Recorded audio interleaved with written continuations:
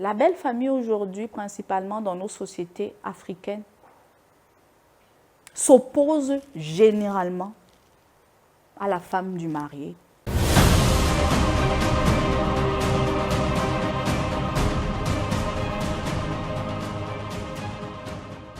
Dans un monde où l'amour vire facilement à la haine, où les mariages féeriques se transforment en divorces douloureux, il est encore possible d'oser un meilleur mariage. Bienvenue au royaume de l'amour, je suis Mentor Gaëlle. Face 8, l'écriture que nous utilisons part du livre de Ruth.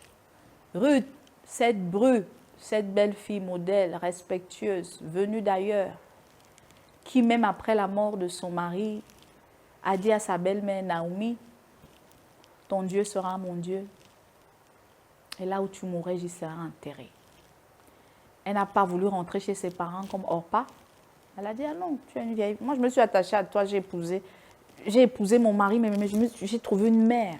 Je vais aller où? Moi, j'ai plus de famille. Quand je quittais de chez nous, je savais que le mariage, c'est on ne rentre pas derrière. » Maintenant, on rentre maintenant sur la terre-ci. Phase 8, Ruth. Cette phase, je le disais tantôt, il n'y a pas de Ruth sans Naomi.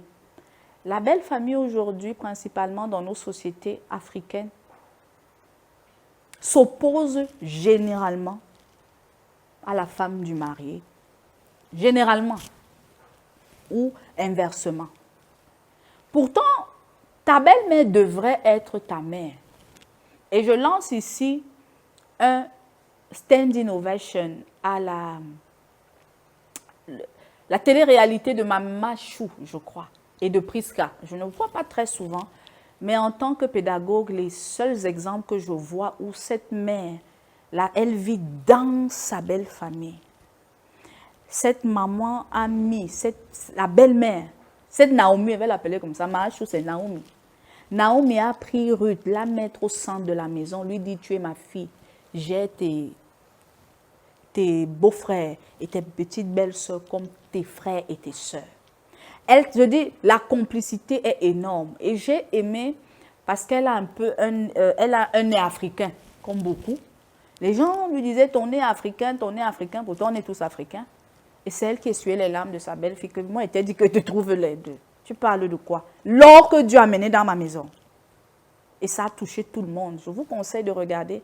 C'est quand même un modèle de famille stable qui essaye quand même de nous rappeler que la crainte de Dieu peut modeler les familles.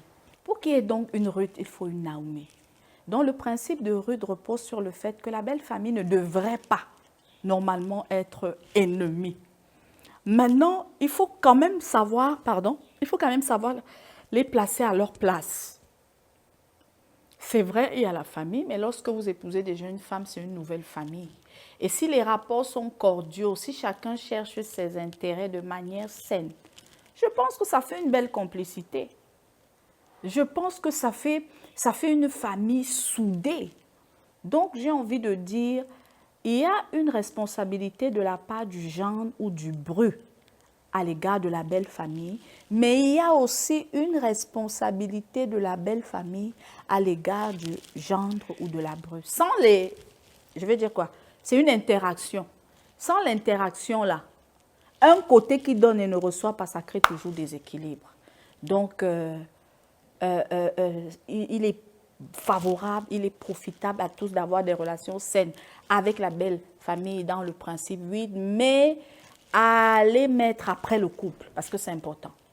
Parce que dans beaucoup de réalités africaines, on dit on ne choisit pas la famille, on dit ça, on ne choisit pas la famille, mais le mariage peut finir. Ah non, construire, se marier, c'est créer une nouvelle famille et le couple passe avant, les enfants passent avant. Et puis maintenant, on voit à quel niveau la famille les porte, la famille les soutient. Mais vouloir inverser, il y a des hommes, ils préfèrent tout donner. Ils disent non, je préfère investir sur mes frères, sur mes soeurs et non sur ma femme. Il y a un problème. Non, c'est votre femme, c'est votre sang. Demain, si vous n'êtes plus là, vos frères vont faire quoi? Ou vos soeurs? C'est votre femme qui va prendre soin des enfants. Donc, il faut prioriser le couple d'abord. C'est votre sang. Vous formez une seule chair. vous allez financer votre soeur, sa soeur, votre soeur un mari ou votre frère une femme. Ils ont leurs enfants. Vous pensez que si demain vous n'êtes plus là, ils vont prioriser qui? Donc, c'est une manière de dire que c'est du donnant-donner et c'est vraiment gratifiant.